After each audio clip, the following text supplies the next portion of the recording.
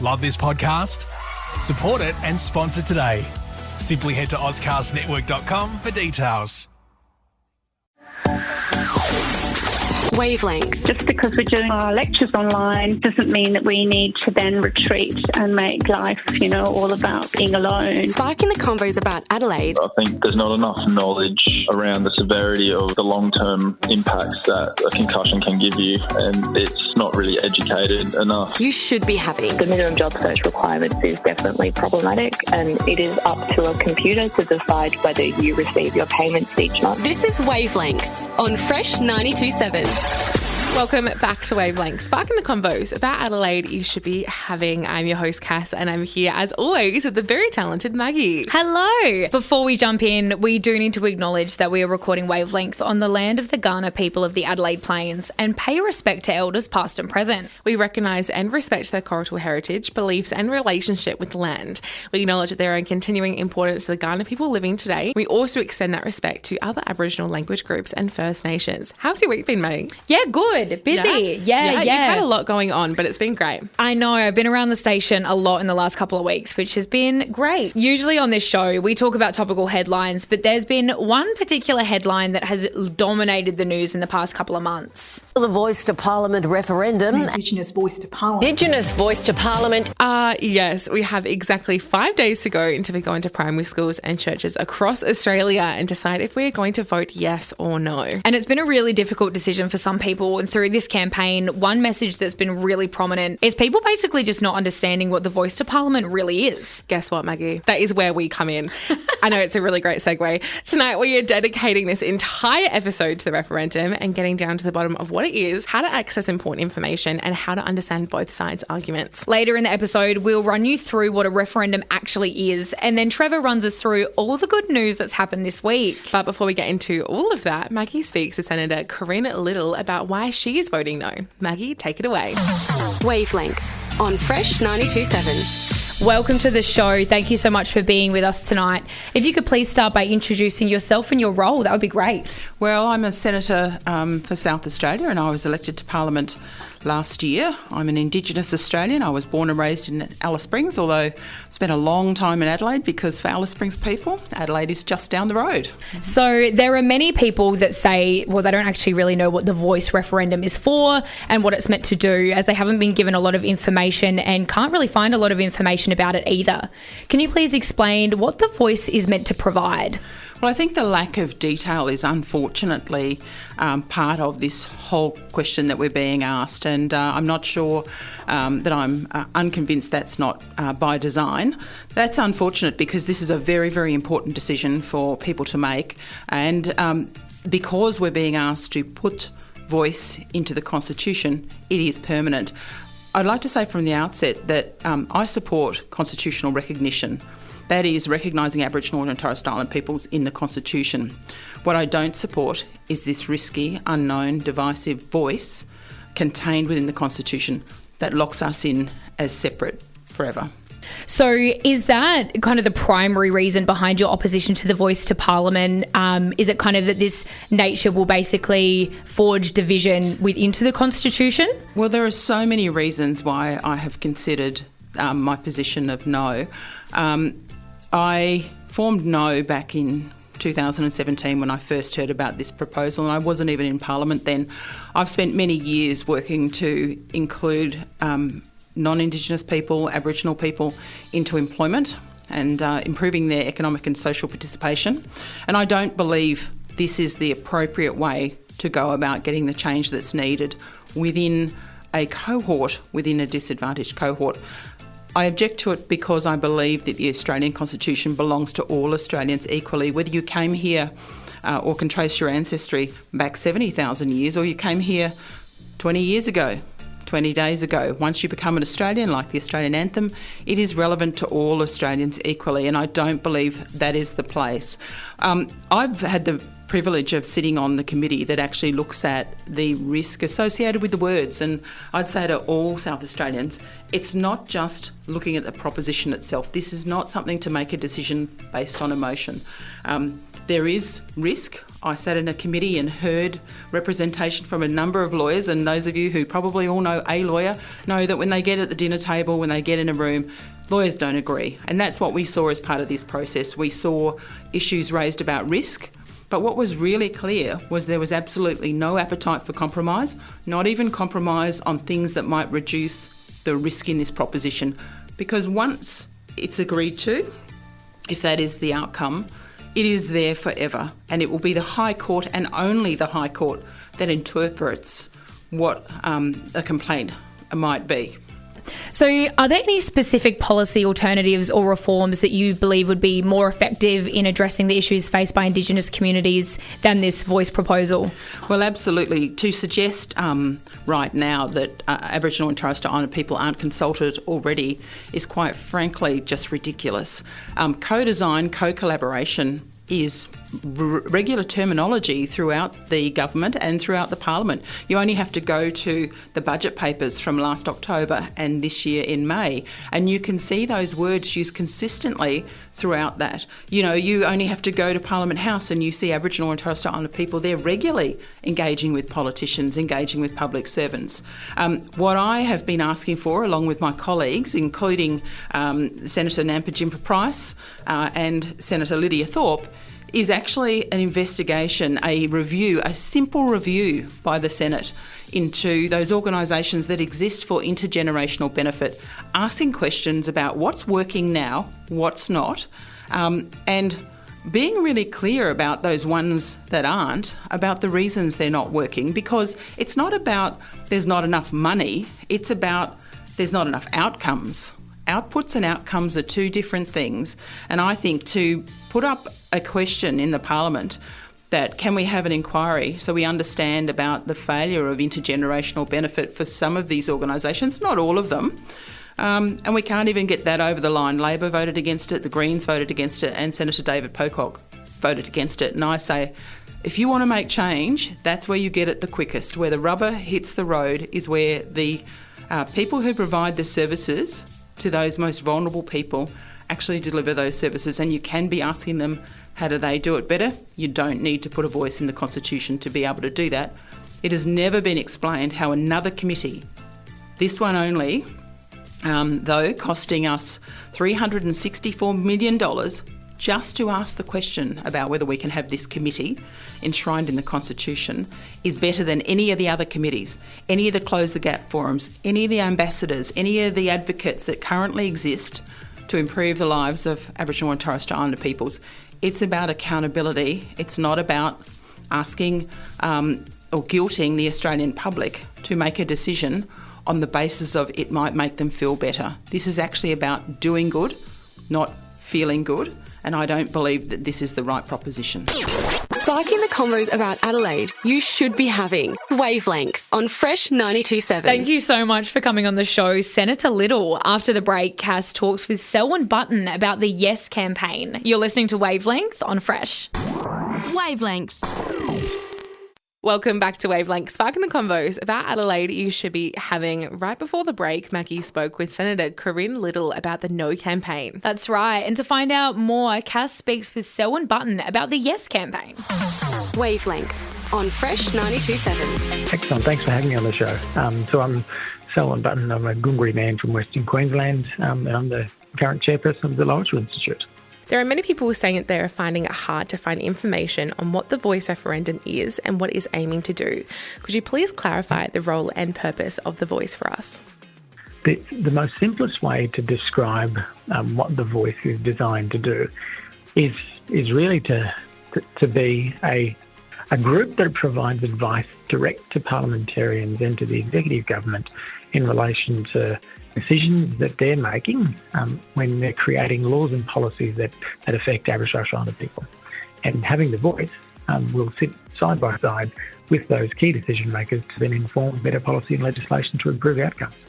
What are the key reasons behind your support for the Voice to Parliament proposal, and how do you believe it can benefit Indigenous communities and Australia as a whole? Look, I think what we know is that what we have in terms of the current state isn't working. We only have to look at the the widening gap in outcomes that exist across all of the social economic indicators that are reported in the Close the Gap report annually from the federal government. We look at health, we look at education, we look at employment, incarceration rates, etc. All of those things aren't getting any better. And in some cases, things are getting worse. And if we continue down the current state, then those things aren't going to improve. And so the voice to Parliament is an expression from Aboriginal and other people to say to the Australian public, well, we want to actually have a seat at the table, not only where we're able to influence policy and legislation, but we also want to be responsible for the outcomes. And we think this is a much better way to go to affect some change in our communities. There are hundreds of different mobs in Australia. How will this singular representative body be picked in order to represent all Indigenous and Torres Strait Islander people? Yeah, look, and there's a couple of, and it's a good question, and it's certainly one of those continuing questions that comes up around the place, and certainly what there are to provide some substance to that and to give people an indication of what that might look like. There's a set of design principles that have been developed, and as a member of the referendum groups, I've been a part of the process to help inform what those design principles are. And those design principles are there to be used by the Parliament post the referendum. If we get a successful outcome post the referendum, when the Parliament's sitting down to actually develop the legislation and to draft something to take to the Australian people, these design principles will be used to inform them. The voice is designed to be independent advice, to provide independent advice to Parliament and government. It's to be chosen by Aboriginal and Islander people, so it is a democratically elected process. It'll be representative of communities, gender balanced in use, so that's also geographical representation to ensure that remote voices are heard. It's empowering, it'll be community-led, inclusive and culturally informed. It will be accountable and transparent to the Australian public.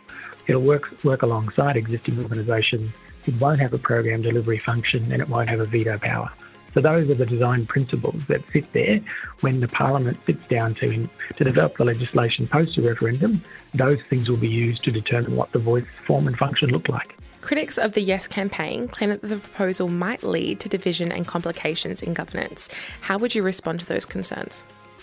But the only people that are actually talking about division, and particularly in the context of this whole notion of racial division, the only ones who are talking about that are the No camp itself. What we're talking about here is recognition for the First Peoples of this country, and the recognition of the First Peoples of this country through a voice, so that they can sit at the table to inform policy and legislation. That isn't a divisive thing. It's actually about informing good democratic process and ensuring that when we're developing policy and legislation that affects the most vulnerable people in community, that we actually have them at the table to help inform what that looks like. What message do you have for our fresh listeners who are on the fence or unsure who to vote for on October 14th?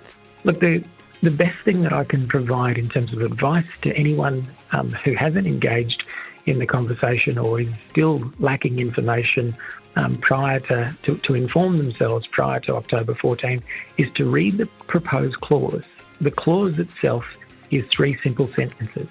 And if you're not sure of what's going on, I would encourage everyone to go and read those 3 simple sentences, because that will give you enough detail to let you know exactly what the voice is designed to do, why we're doing it, what's its role, and the detail that will be used to inform its function in the future. Go and have a read of the clause, and then go into the booth on referendum day, well informed about what's happening next. Sparking the convos about Adelaide, you should be having Wavelength on Fresh 92.7. Wavelength. You're here on Wavelength. If you're just tuning in, we are dedicating this episode to the up-and-coming referendum.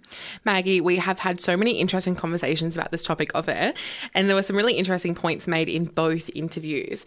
A lot comes to mind when you talk about this campaign, and we both have expressed that, it's been such a complicated issue and not really explained well in the media, which has been a bit unfortunate.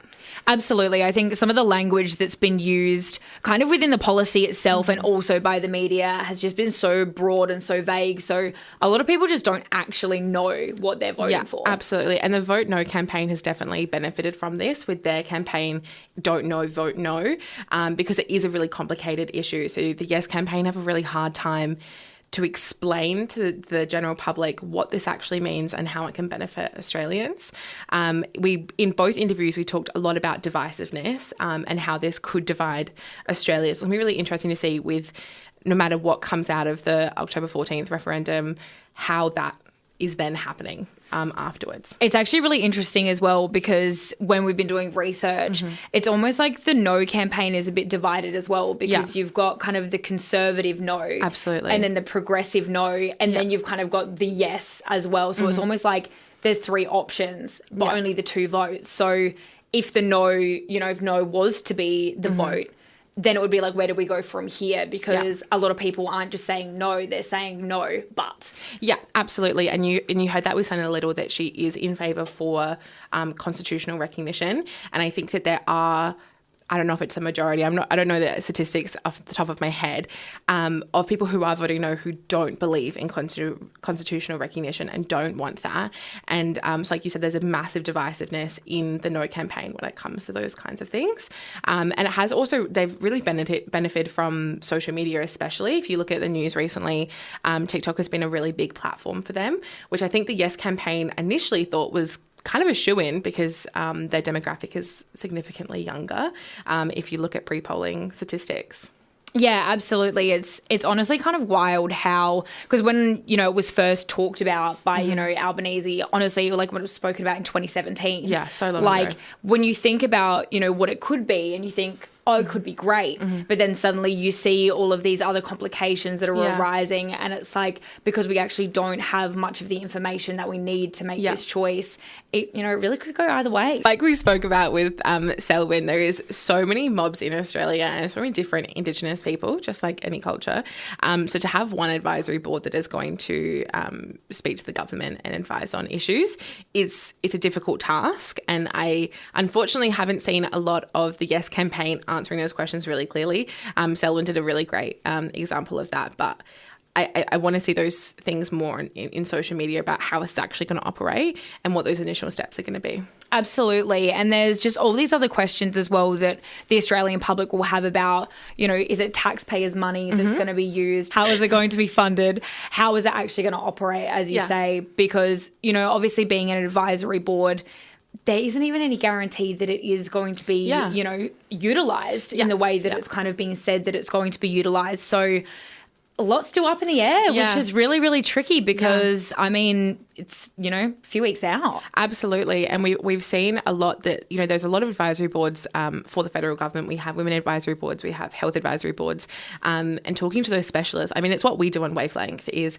when we're talking about an issue, we talk to a specialist about that, especially when they have lived experience. And I think that it'll be interesting to see how this happens and if it does come in, if those advisory boards are utilised. Up next, we explain what a referendum actually is. You're here on Wavelength. Wavelength. Welcome back to Wavelength. There is a lot of political words and processes that can be super hard to understand. Don't worry, we're going to make it oh so easy for you. That's right. We have Kayla here to talk you through it. Wavelength Explains on Fresh 92.7. The voice to Parliament. It's a topic that everybody has heard about, but many are confused about exactly what it is. With constant campaigning from either side drawing a lot of doubt, there are a few questions that are left unanswered to a lot of people who are not as familiar with parliamentary process. Questions like, if the referendum passes, how will it affect operations in Parliament? And since for many of us, it is the first time voting in a referendum, so what exactly does that mean? Well, let's start with the easy one. Basically, when Australia was formed as its own country with its own government, a constitution was put together to help establish the rules and laws in which our country is run by. To change any of the wording, it is up to the people of Australia, and not just the politicians we elect to speak on our behalf, to decide if that can happen or not. That is what a referendum is. Unlike the marriage plebiscite, the government must follow what the majority of people vote for. As for what will happen if the voice passes, well, that is a bigger question. Regardless of your positioning on whether the Constitution should be altered, this is a worthwhile concern. Wading through the headlines, news stories and op-eds, it may seem like there is very little structure or guidance about how the voice will operate. This is not exactly true. So while the exact structure of how the voice will operate and be selected has not entirely been decided, one thing is certain though, is that the process of implementation will be guided by the Uluru Statement from the Heart. This statement, which was published by the Uluru Dialogue in 2017, is where we see the Voice to Parliament suggested and is now underpinning the Albanese's government campaign. What does this look like in Parliament and what power will the Voice have? Currently, what is proposed is that the Voice will be able to table formal advice in Parliament. This will then be considered by a parliamentary committee, but the only obligation is consultation and consideration. To put it simply, the proposal is that when it comes to legislation that may impact the First Nations people, the Voice will advise the government on proceedings. While there are principles and guidelines that will play a role in determining how it will function, there is nothing concrete. The only thing that is certain is that Parliament will be legally obligated to consult the Voice, but won't be legally obligated to listen. Sparking the convos about Adelaide, you should be having Wavelength on Fresh 92.7. Thank you so much for that, Kayla. That's actually really helpful. After the break, we've got heaps good news. You're listening to Wavelength on Fresh. Wavelength. You're here on Fresh 92.7 listening to Wavelength, and it's that time of the episode again. It's Heaps Good News. Trevor, take it away. I know there's gonna be Heaps Good News on Wavelength. A Hahndorf cafe called Homeboy has recently opened in Hahndorf along Mount Barker Road a few months ago by a teen TikToker named Tom Oswald. With a slow start to the business, the 18-year-old decided to take it to the social media platform called TikTok. Since the viral TikToks, the business has reached interest by locals and visitors, making it a great cafe with coffee, sandwiches and desserts for your stop in Hahndorf. Didn't get Taylor Swift tickets? Swifties will be happy to hear that the Taylor Swift Eras Tour concert movie will be coming down under on the big screen this October, starting from October the 13th. The film will be screened nationwide to give the fans a taste of the live show coming down under interstate next year.